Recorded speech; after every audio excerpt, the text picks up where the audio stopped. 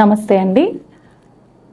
నా పేరు Vasavi Kona, psychologist, corporate trainer, international admissions manager in Leo global overseas. ఈరోజు మీకు పరిచయం చేసిన వ్యక్తి పేరు mister David Fallon from Ireland. He is international director for Leo global overseas.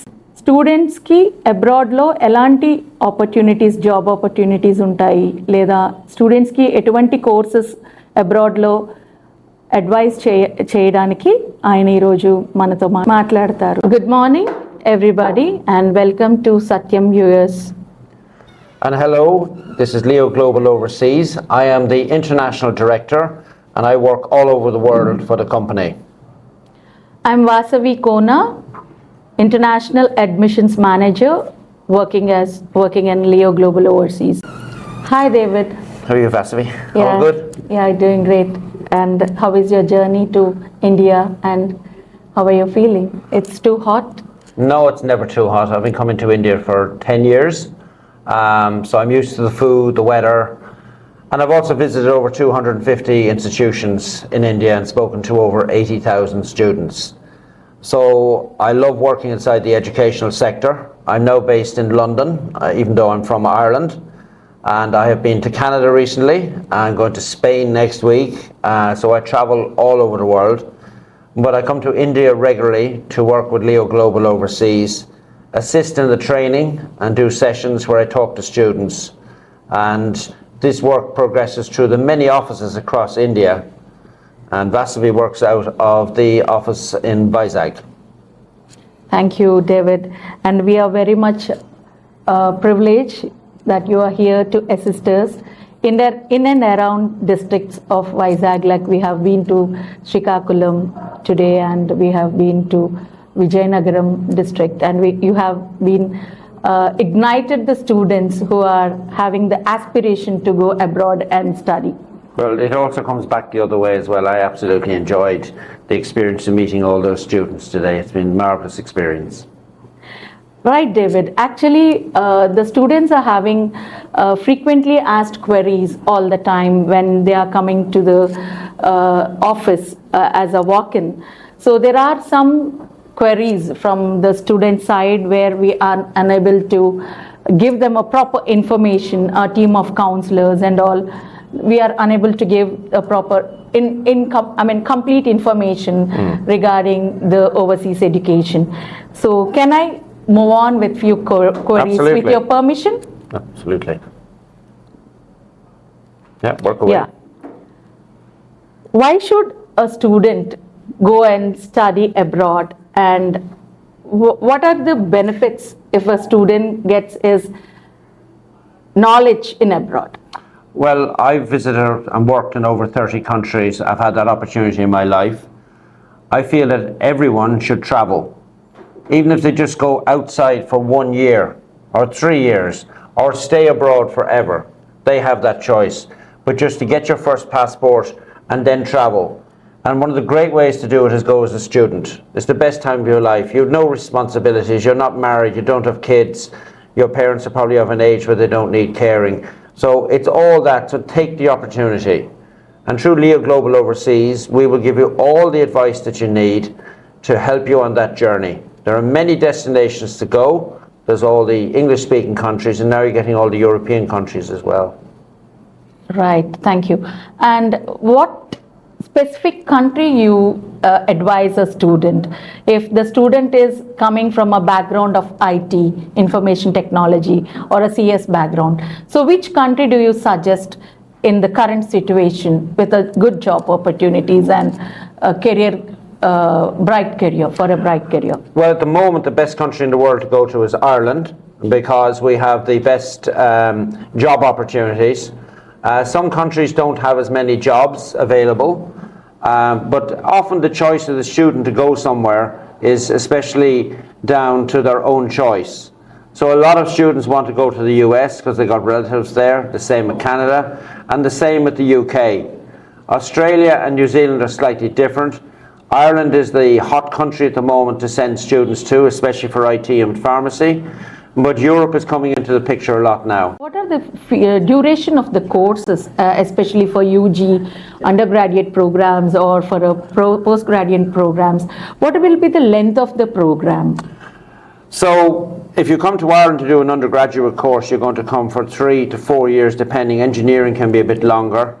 But if you go to the UK, you're going to have maybe a year's placement in between. So countries are slightly different, with 6 months placement, a year's placement, 2 weeks placement, depending on where you go. With postgraduate course, if you come to Ireland, it's going to be 1 year with no placement. But if you go to the US and some places in the UK, it can be 2 years. So every country varies. So there's quite a mix and choice that they can go to. Okay. If the student is from India, home country India, what would you suggest if the student goes for UG is a right decision, or if the student wants to go for a PG, it's a right decision? What do you think? Like, what do you suggest the student, advise the student? Well, if you want to do UG straight from school, that is a decision where it's a longer financial commitment.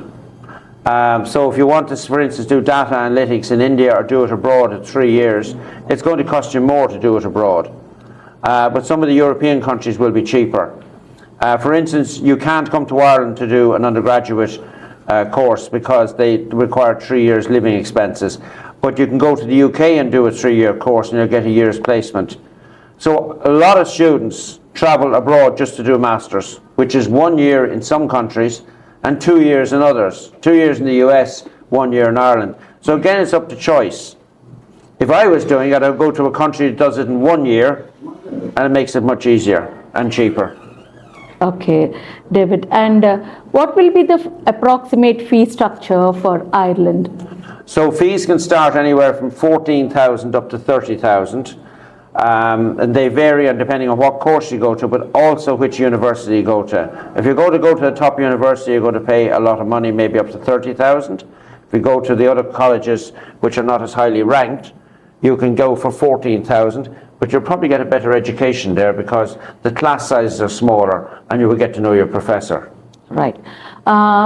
What do you suggest for the management background education students? If the student is from BBA, or a BHM, hotel management. So which country or which country destination would be far better for the student for a study abroad? Well, in hospitality management, all countries have got hotels. They've all got tourist businesses.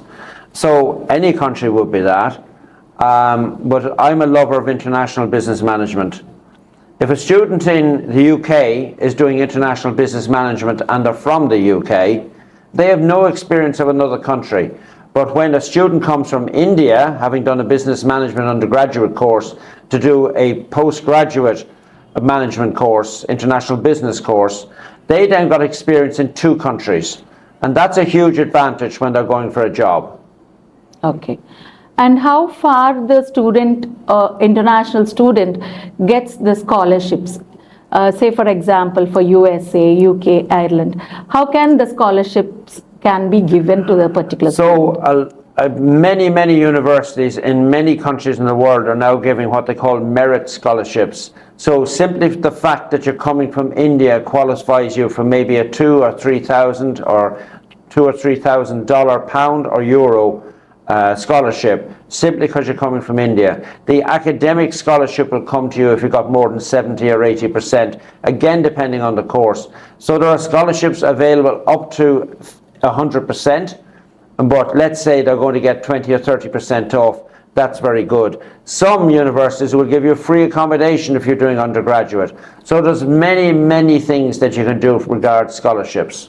All right, and could you please brief on the financial structures or the breakups, how a student should maintain the financial balance or in what type of forms, whether education loans are accepted or not? So again, now we're dealing with different countries. So overall, for many countries like Ireland and some others, you're going to need to be able to show bank balances, bank statements going back 6 months. If you want to go to the UK, you put money in your account for 28 days, and that satisfies the UK authorities.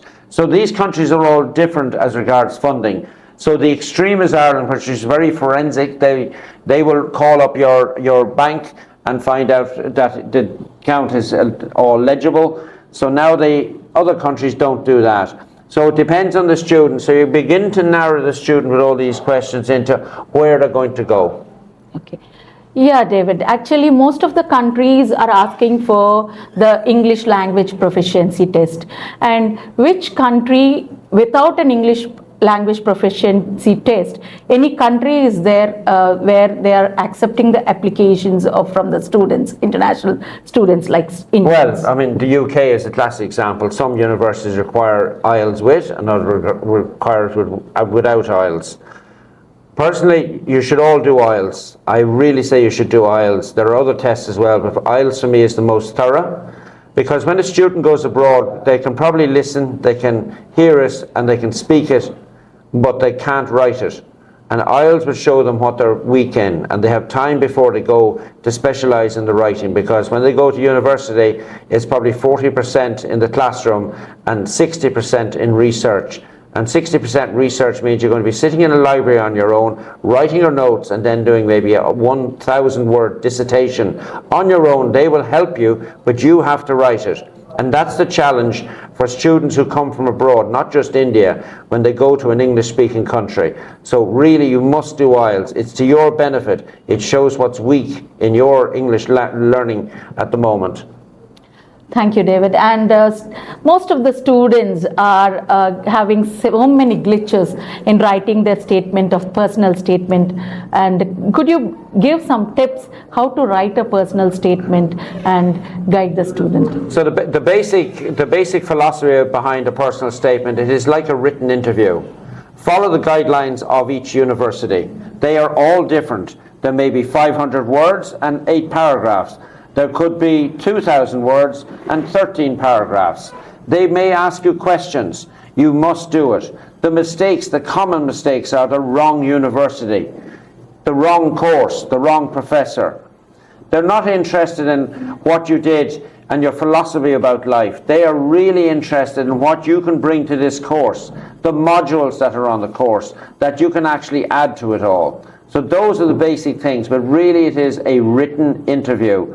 And don't overcomplicate it, but follow the rules that the universities set out. That's great. And finally, I would conclude, David, like Leo Global Overseas, we have so many benefits giving to the students. And can you give, like, we have a very good centralized branch in UK, and what are team members in UK are going to assist the student who are coming from certain far places, like all over India, from different places? How our team will be suggesting and advising the students there? Okay, so Leo Global was started by Srinivas Lagdapeti back in about 10 years ago, and he established some offices here in India, and that number is now growing. But he also established an office in London, in East Ham, and he lives in London as well. So by having an office in London, we are able to keep on top of all the information that's coming from the universities around the world. And then we send the information to the offices here. So Leo Global always has the #1 information. The office in London will help you with airport pickup. It'll help you getting you to college. It will help you with accommodation. It will help you with getting a job, part-time work, which you're legally allowed to do in the UK. We also have an office in the US and one in Scotland as well, and there will be more offices. So that's how Leo Global will help you before you go, but also after you arrive. Right. And very recently we came to know that Srinivas has been started a new sector, Leo Recruits. What is that about? So he set up Leo Recruits as a company that will assist people when they come out of college. So we would have sent the students through Leo Global Overseas from India. They're going to the UK, and then when they finish, they're asking us for how to get work. So I've been involved in Leo Recruits more or less since the inception. It's not even a year old yet. And Leo Recruits is now getting contracts with care companies, security companies, warehouse companies, And will it increase? We'll start going into the skills section as well, where we will do IT and maybe accounting, where people are requiring jobs. So Leo Recruits is starting off at the moment, but the students are already coming to us, and we should hope to employ some of them and provide them work in the agencies that we work with. Okay, thank you so much, David. You have been given a lot of information to us, and we always waiting for you to visit India multiple times and ignite our knowledge, and to give more services to the students here in India. Thank you so much, David. Thank you. Thank you. Thank you.